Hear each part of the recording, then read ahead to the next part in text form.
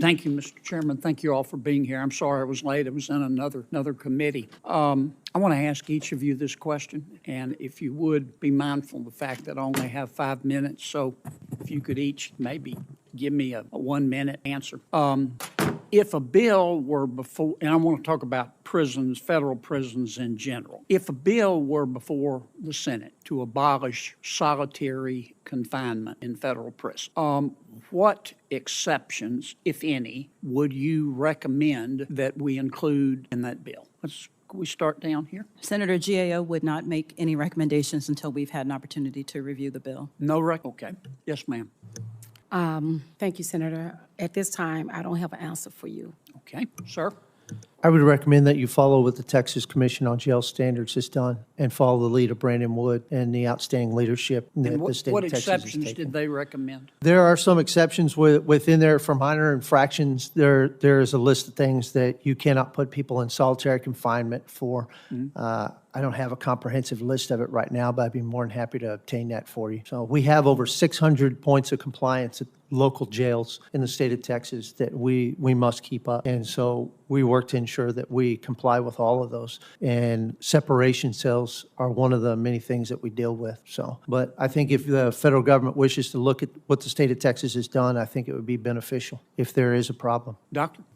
Senator, I am here to talk about the health effects more so than the exceptions, but I would say that I would recommend looking to the alternatives to solitary confinement that already exist in multiple cities and states and potentially understand what exceptions they use to help inform your policy change. Welcome to Liberty Trigger.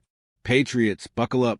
Senator John Kennedy just asked one of the simplest, most common sense questions in Washington, and the so-called experts couldn't handle it. The topic? Solitary confinement. Should it be abolished, or should it stay as a tool to keep order in federal prisons? The answers, or the lack of answers, will blow your mind. See? That's it. That's the question. And what happens? Dead silence. Dodges. Excuses. These people dance around like they're auditioning for Dancing with the Stars. If you're an expert on prison policy and you can't answer that basic question, then you don't belong in that chair. Period. Let me hit you with this. Compassion without consequences is chaos. You can't run a prison on hugs and therapy sessions. When inmates attack guards, smuggle weapons, or riot, you need order. And order sometimes means isolation. That's not cruelty. That's called protecting lives. I must have asked a dumb question because I didn't get any answers. Let me try it another way.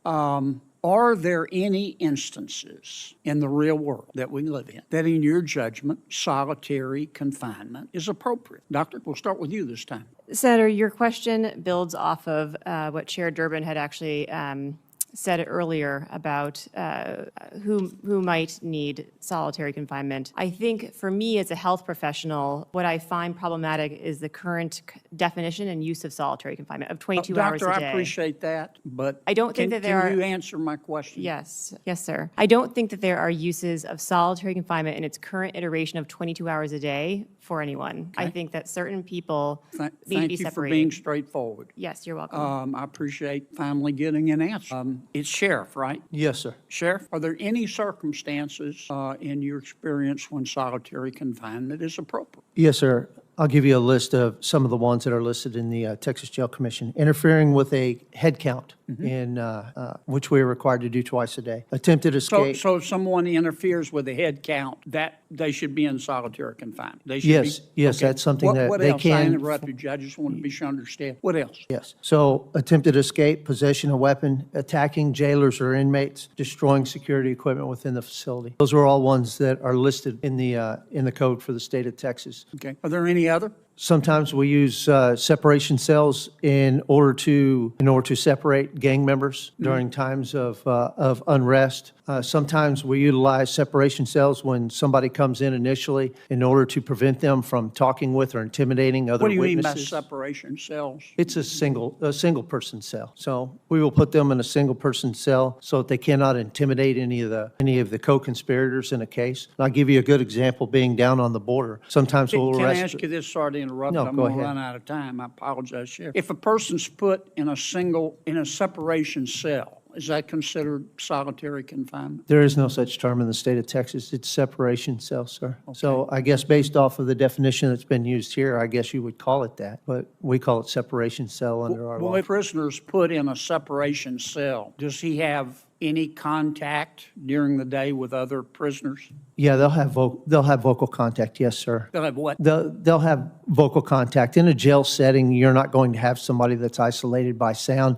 They also have access to publications. They also get access to phone calls, any of the correspondence that comes via the mail. They get exposure to sunlight, and they also get exercise every day. Can I ask the other two witnesses the same question? Ladies, are there any circumstances where you think solitary confinement is appropriate or necessary? Senator, I just think that with lived experience, I think that no human being should be placed in solitary confinement. Okay.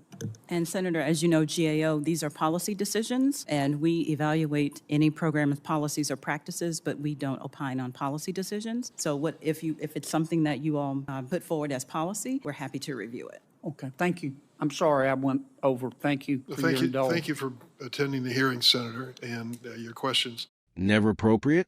That's not an opinion. That's delusion. Here's a soundbite for you.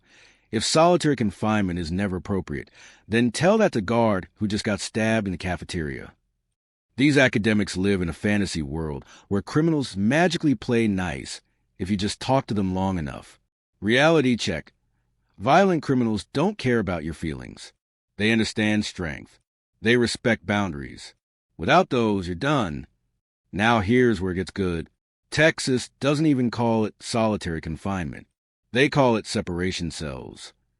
And in those cells, inmates still get sunlight, exercise, phone calls, mail, even vocal contact with others. Patriots, that's not torture. That's not a dungeon. That's a timeout for grown men who tried to escape or smuggle shank. It's the adult version of sitting in the corner. So let me put it plain. Texas gets it right. Washington gets it wrong. This whole debate shows a split in America right now. The left says criminals are victims. Prisons are cruel. Punishment is inhumane. The right says prisons exist for a reason, and the people who work there deserve to go home safe every night. You can't prioritize criminals over correctional officers. You can't prioritize murderers over mothers who just want their sons to survive prison and come home. That's the real choice here. And I loved how Kennedy put it. He said, maybe I asked a dumb question. No, Senator, it wasn't dumb. It was the most honest question of the day. And the fact that these experts froze proves the truth. They don't want to admit that sometimes force, discipline, and yes, isolation are necessary. Why? Because it ruins their soft-on-crime narrative. But guess what? Facts don't care about your narrative. Safety comes first. So here's the soundbite I'll leave you with, patriots. A prison without discipline is just a playground for criminals.